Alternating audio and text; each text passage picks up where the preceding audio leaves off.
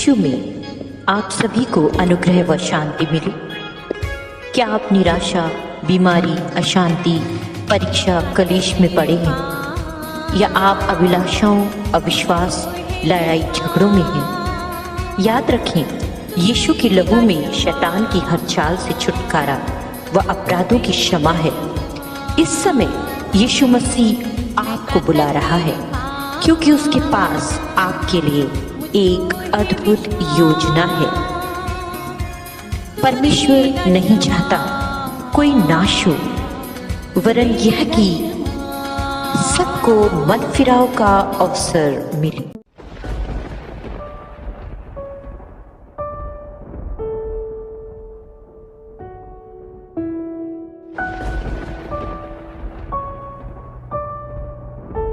यीशु ने सहा, वो मानव जाति के लिए सहा, आपके लिए और मेरे लिए सहा। यीशु जगत के पापों के लिए मरा, चाहे कोई भी सिद्धांत हम प्रायश्चित का रख लें। यीशु किसी भी अर्थ में हमें खोने से बचने के लिए मरा था। वो परमेश्वर के मेमने के रूप में संसार के पाप उठा ले जाने के लिए दुनिया में आया था। रोम में गुलामों को दंड क्रूसीकरण के तौर पर दिया जाता था। क्रूसीकरण सबसे यातनापूर्ण और घृणित मृत्यु का रूप था। हाथ पैरों पर कीले ठोके जाते थे और अपराधी को वहां तक यातना में भूखा, प्यासा, असमित प्यास, दर्द की तीव्र ऐंठन में लटकाकर छोड़ दिया जाता था। आइए जाने यीशु कैसे क्रूस तक पहुंचा। गत्समनी के बगीचे की घोर व्यथा भारी रात्रि की थी।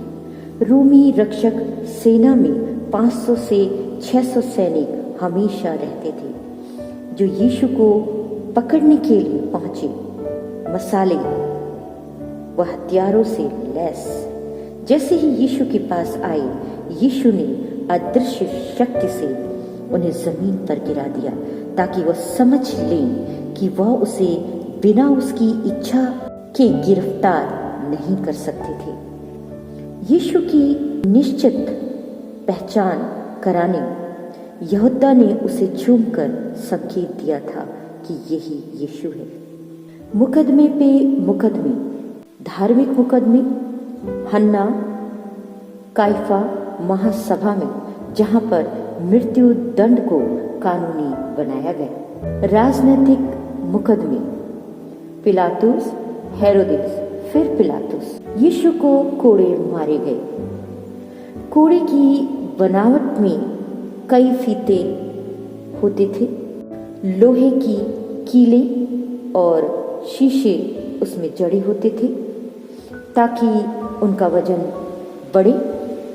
अपराधी को कमर तक वस्त्रहीन कर दिया जाता था, एक खंबे पर बांध दिया जाता था जब तक कोड़े मारे जाते थे, जब तक कि मांस शरीर से छूट न जाए। यीशु ने ये सब सहा ताकि हम चंगे हो जाएं। कांटों का मुकुट, कांटों वाली डाली का ताज बनाकर उसके सिर पर रखा ताकि कांटे अंदर धंस जाएं। उन्होंने उसे क्रूस दिया।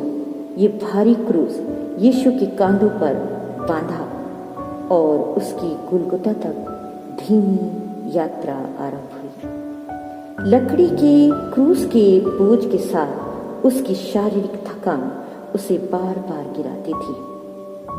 वो उठने का प्रयत्न करता था पर उठ न सका। तब शमौन को मसीह का क्रूस उठाने के लिए कहा गया था। परंतु कितने घमंड की बात है कि स्वर्ग में अनंतकालीन तक शमौन यह सोचता रहेगा कि उसने यीशु का क्रूस उठाने में मदद की थी। कितनी धन्यवाद शमौन के लिए। यीशु शहर के बाहर क्रूस पर चढ़ाया गया था। एक स्थान गुलगुता, लैटिन भाषा में कलवरी, इब्री में गुलगुता, जिसका अर्थ खोपड़ी। गुलगुता पर क्रूस को भूमि पर रखा गया। लोहे की कीलें उसके हाथ पैरों पर ठोकी गई। वचन कहता है, दोनों डाकू भी मिलकर उसका मजाक उड़ाते थे।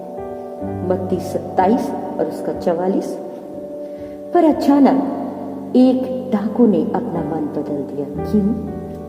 क्योंकि वह लोगों की क्षमा के लिए यीशु को प्रार्थना करते देख रहा था, पिता से प्रार्थना कर रहा था। आश्चर्यजनक स्वनियंत्रण यीशु का वो देख रहा था, जिसने डाकू को सोचने पर मजबूर किया। आश्चर्यजनक, एक डाकू ने यीशु को समझा। वह निश्चय ही पापियों से प्यार करता है। डाकू की आत्मा संसार की छुड़ौती के उद्देश्य से पहला फल। पहरेदारों ने उसके वस्त्रों को बांट लिया। ऊपर तख्ती पर लिखा था, यहूदियों का राजा, जो उसके सिर के ऊपर 3 भाषा, इब्री, लैटिन, यूनानी में लिखकर टंगी गई थी कि सभी पढ़ सकें, समझें। उसका उपहास किया, ठट्टों में उड़ाया, चिढ़ाया गया। महायाजक सैनिकों, अमानवीय, निर्दयी, तिरस्करणीय वह भीड़ थी।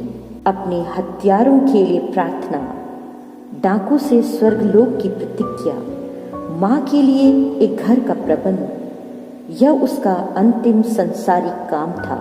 दोपहर से 3 बजे घोर अंधकार, अदृश्य संसार ने मनुष्य की दुष्टता के आगे अपना मुंह छिपा लिया था। सृष्टि यीशु के दुख पर विलाप कर रही थी।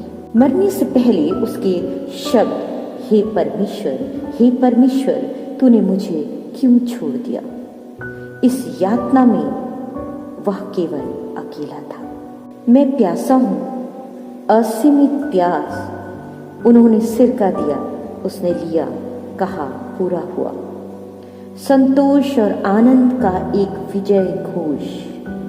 मानव पाप का लंबा राज्य और मृत्यु टूट गई थी। पिता, मैं अपना आत्मा तेरे हाथ में सौंपता हूं। भंडोर, पर्दा फटा, कब्रें खुल गई, जैसे परमेश्वर का अभिवादन। सूबेदार ने विश्वास किया। भीड़ दुख से जकड़ गई। लहू और पानी उसके बगल से बहा। तत्काल शारीरिक मृत्यु का कारण, जो यीशु की मृत्यु का था, वह हृदय का फटना था। मनुष्य जाति के पाप का दुख भोग इतना अधिक सहने से बाहर था। यूसुफ और निकोदेमुस उसकी लोथ को दफन करने मांगते हैं, और एक बगीचे में एक नई कब्र बनी थी। उसमें उस समय तक कोई भी मृतक को नहीं रखा गया था। कब्र का कमरा 14 फीट चौड़ा, 10 फीट गहरा, 7.5 फीट ऊंचा था, जो पत्थर को काट कर बनाया गया था, जिसमें पत्थर को लुढ़काकर दरवाजा बंद कर दिया गया।